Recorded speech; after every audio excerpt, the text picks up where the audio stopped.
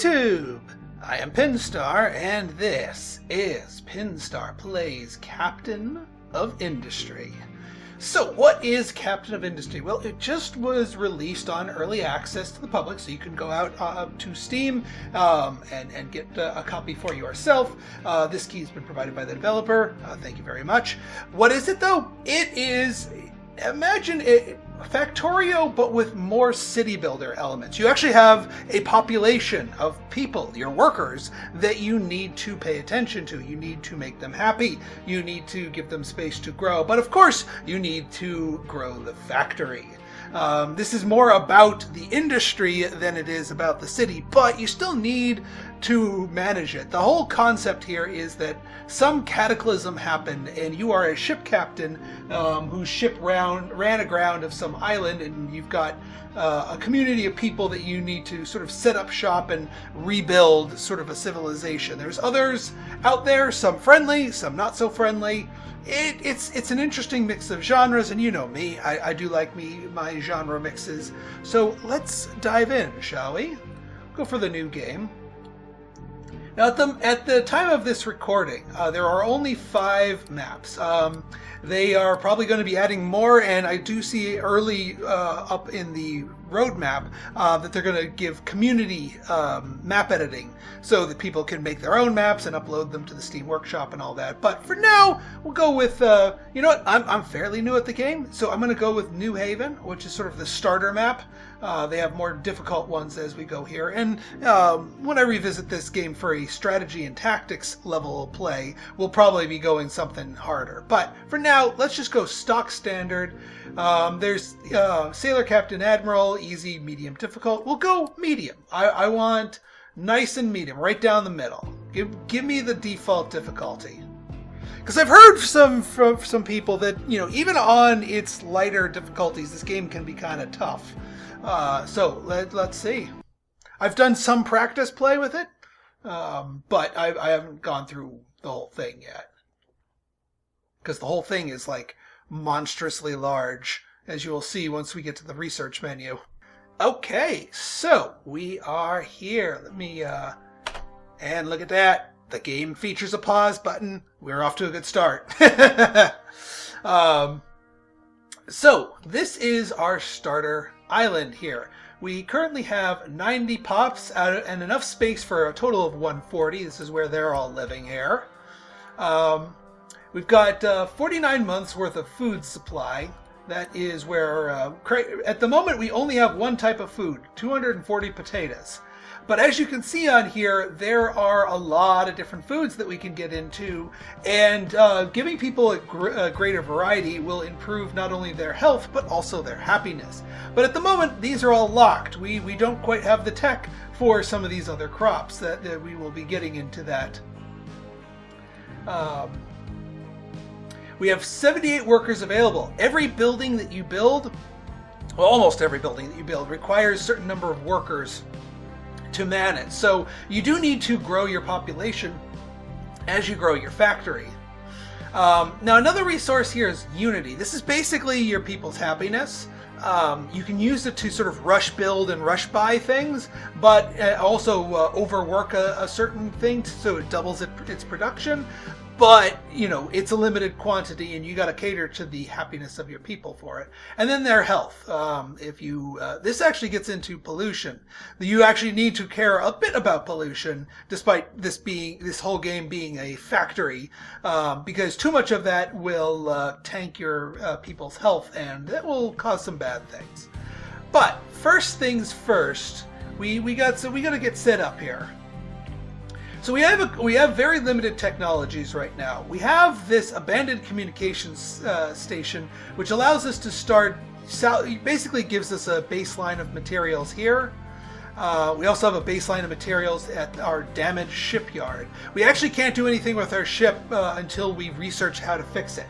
But we got to get ourselves established first. We also have a little fleet of trucks here. We have 8 trucks plus a tree harvester. We want to assign, let's say, 2 of the trucks to our tree harvester. So basically, we want to tell the tree harvester to start, well, harvesting trees. that is through this, we can say, let's cut down this whole thing here, because we're going to need that wood pretty soon. Now, going through the menu options here, we're going to want to set up a bunch of stuff here before we unpause, because I want everything to go at once. First things that we need here is we need to start making some iron plates. That requires a blast furnace. Requires 8 units of scrap, which we have a ton of here. We have 1,344 of it. And 3 coal. Now the coal, we don't have any coal. We need to make coal. But the coal comes in the form of, we got to burn wood, basically charcoal. Which is why we're cutting down trees. So let's get our blast furnace down here. Now, unlike Factorio, where like almost immediately you get access to belts. Belts are something that come later on. So right now our trucks are our means of doing it. You don't actually have an avatar that runs around the factory like you do in Factorio. You are sort of like the all-seeing overseer, but you don't have a single person. And this isn't like an FPS where you manually command each of your vehicles around. You set up jobs and things you want them to do, and they will attend to the going and moving around, which is good. I like it that way because I don't like micromanagement. All right, so we got our blast furnace. Now, this converts these into 8 units of molten iron and some exhaust. Now, the molten iron gets fed into these metal casings. Now, you can see here, every 40 seconds, it turns 8 molten iron into 8 iron casings. This ticks every 20 seconds, so we need 2 metal casers to keep up with 1 blast furnace. And luckily, the blast furnace has 2 outputs. So handy that. I mean, yeah, there's no reason why not. Well, let's spread it out a little bit here. And then we'll get another metal caser. I'm gonna have it up here. Now I go to our transports. Right now, the only transport things, like the automated transport things we have, are pipes and molten channels, which is what we use to transport the molten iron here. So that feeds into that. That feeds into that. Now, one other thing that we need to do is, this is the exhaust port for the exhaust, but you actually need to build something to handle that. A smokestack. So I'm going to build the smokestack right here, and we will pipe the exhaust.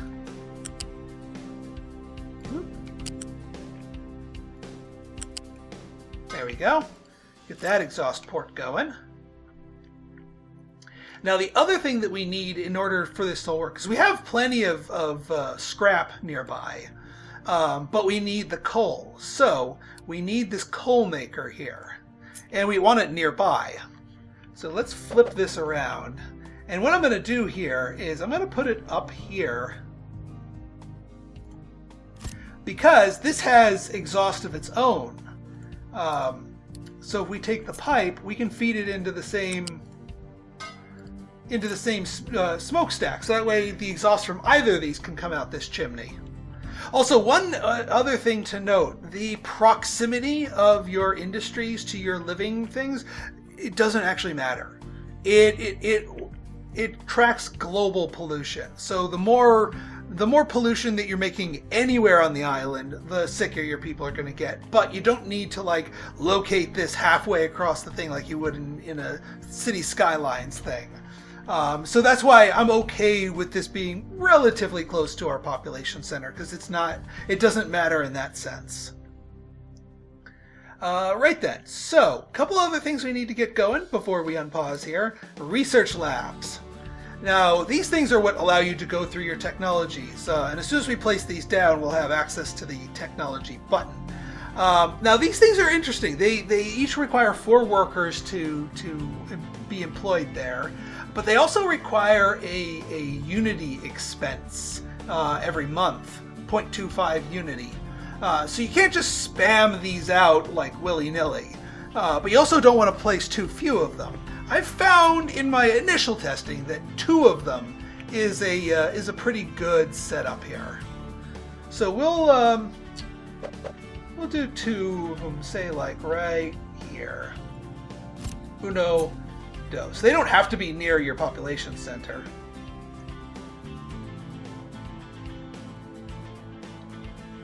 Actually, I want it up here because I don't want this sticking out here, because these, you kind of lay these down with tiles. Actually, look, why don't we do it over here?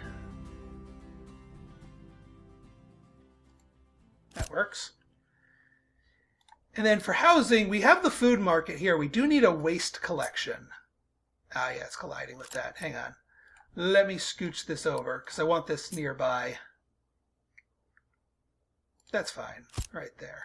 So now we need to attach a waste collection. Just over time, naturally, our population is going to create waste, and we got to do something with that. For now, we're just going to collect it. Once we unlock a couple of technologies, I'll show you what I like to do, at least with the initial waste.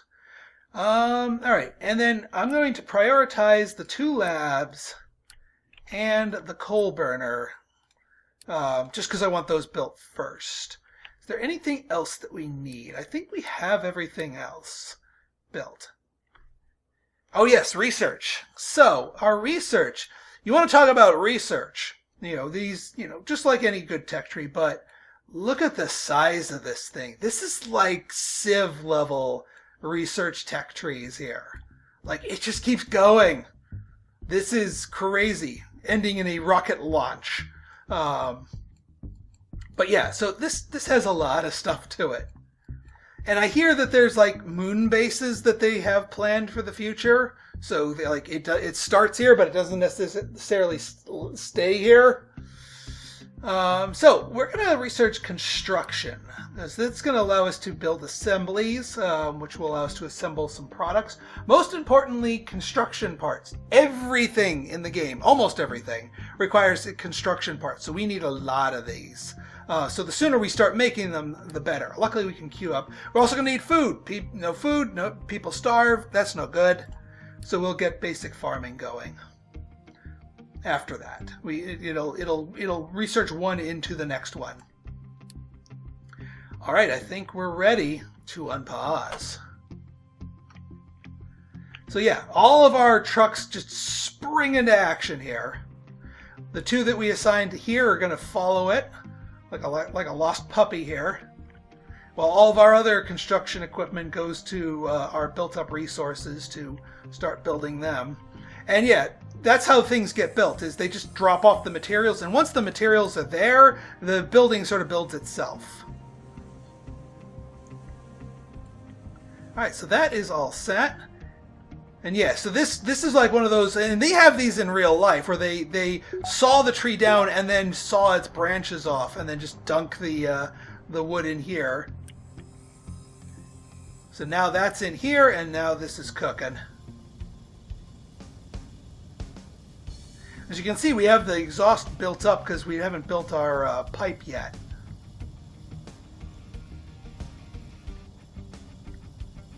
But we want to get started on this sooner rather than later. And actually, this is where I'm going to use the Unity boost. So see how this takes 40 seconds to do this thing? We hit the Unity boost, and now it's only 20. And now that we've hooked up our pipe, this is starting to exhaust itself, go through the pipe, and now this is getting turned from exhaust into air pollution, which will then get added to our global numbers. I mean, nothing we can do to completely stop air pollution, especially in this early game. But, down the line, you have ways of managing that. All right, research lab, good. These are the tutorials, and they're very helpful, but I'll be your tutorial. We'll just clear them up so they don't clutter the screen.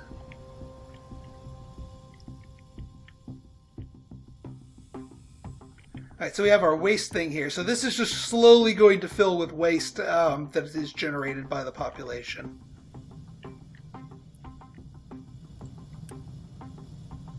And then once this gets up here, now we've delivered the coal plus the iron scrap, and now this is cooking. I'm not going to Unity boost this or these, because these are on a perfect ratio. It's just that this, a single coal maker, it takes a bit more. to use it here, and I'm willing to spend the Unity for it rather than build a second one, because this makes 4 every 20 seconds, and this uses 3 every 20 seconds. So we'll be coal positive here. But if we only left that at baseline, it wouldn't be enough. You can see our progress on our research up here. I know I could probably get away with just having one truck servicing this thing, but it saves us a few milliseconds. And in the early game, our trucks are going to be kind of idle, which is, I mean, it's fine. They're not spending fuel. And yes, each of these trucks have their own fuel tank that you need to manage. You don't get these things for free. Nothing in this game is for free. Although, ironically, I don't think there's actual money. Free as in you got to trade for stuff or make sure you have the right resources. Oh yeah, so yeah, this melts down the iron, sends the channel, this pours them out into our little molds here. It's like little strawberry jello here. Alright, we finished our construction tech, which means we now have access to the manual assembly. Now this right now only has 3 recipes to it, but as you carry on and research new techs, more will be unlocked. But right now, we just need to get working with our construction parts. We started the game with, I think, like 400 of them. We've almost blown through half of that. And you can see the little trend lines here that tells you, how is your resources trending? Are you gaining them? Are you losing them? What's the current thing? And you can customize which ones get pinned here. Like, for example, yeah, I do want wood. I don't want to pin... Yeah, I do want to pin... I don't want to pin copper right now, because I'm not concerned with copper right this moment.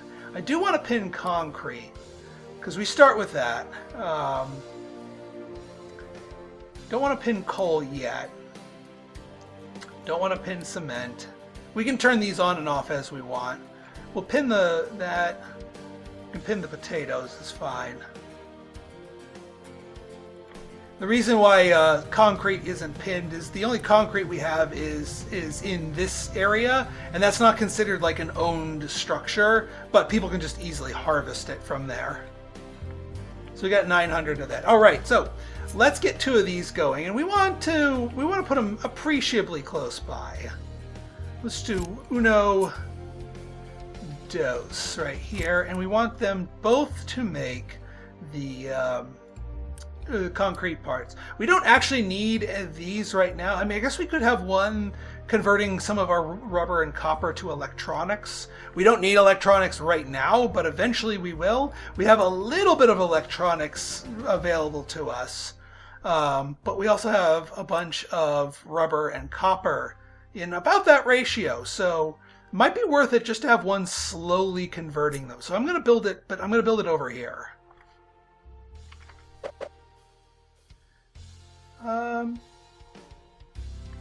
Yeah, we'll do it like that. That should be good. And then we'll set this one to convert just these. So now that we've built these, our truck should spring into action. Go and grab that. You can also insta-build, quick deliver, and teleport the construction parts there for a one-time Unity cost, but I'm not in that dire of a rush. Also, we're going to remove the boost for the moment here, so we're going back to a 40 tick here, because part of the recipe here is wood. And actually, what I want to do is set this to priority 11.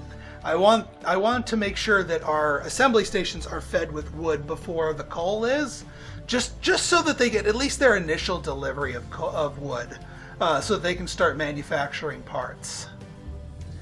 They also require iron, which is the end product of these metal casers, and also concrete slabs, which we are getting from here, but we'll eventually have to make our own concrete. Alright, yeah, so you can see that 32 delivered, 40 delivered, but it's not making anything just yet.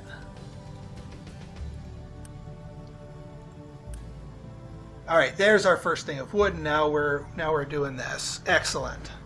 So yeah, it takes a while and it takes a lot of resources just to get 4 parts, but these parts are used for everything. So that's something you're going to need to keep up with. I learned in my early games not to ignore that, and that's why we researched the construction first, so that we can immediately start making these things, because we're gonna need them. We're gonna need them. All right.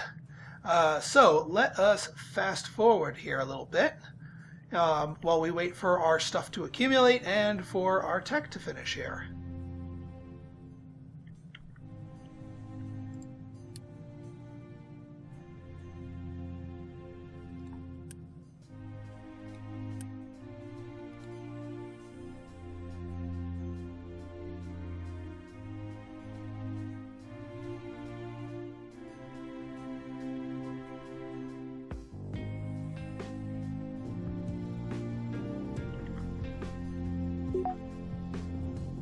Okay, research is done. Basic farming, get. So pause once again. So let's get our farm out here. Now farming is interesting in that, well, at the moment it's pretty simple.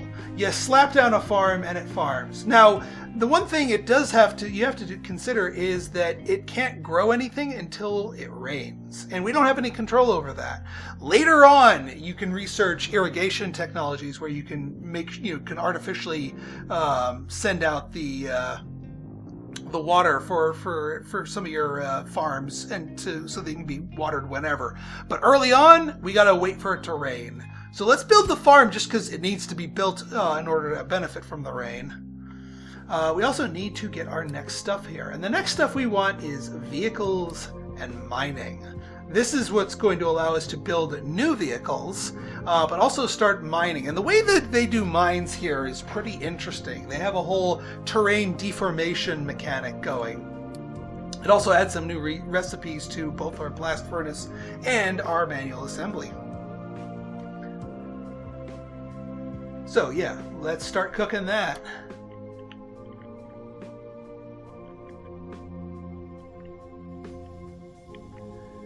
And yeah, we still have enough construction materials in here. This only takes us 30, and yeah, it's building pretty quick. There's also a fertility mechanic. You can get into crop rotation once you research it, or leaving fields fallow. So yeah, now it's waiting for water. So right now nothing is growing, but at least the soil fertility is slowly growing. But nothing is going to happen until it rains. And that, in a way, is kind of random. The random seed, while it doesn't randomize the map, it randomizes a lot of other things, such as village location and also the weather.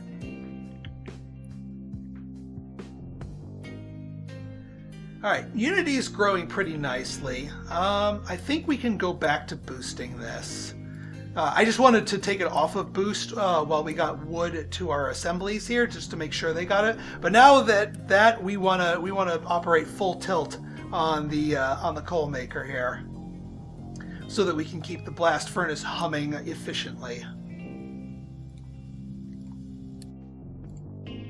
The problem with the coal maker, besides the fact that we got to boost it to have it keep up, is that it makes so much pollution. 16 units of exhaust every time we run this recipe. You compare that to this full blast furnace, which is smelting iron. It still only makes 6 for every process that it does. So this thing is this is going to be our main polluter.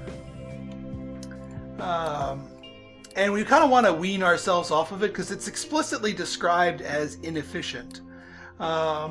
Yeah, it uses wood to create coal, but it is quite inefficient. Exactly. So we kind of want to get away from doing that, which is why we're doing vehicles and mining right now as our third tech du jour.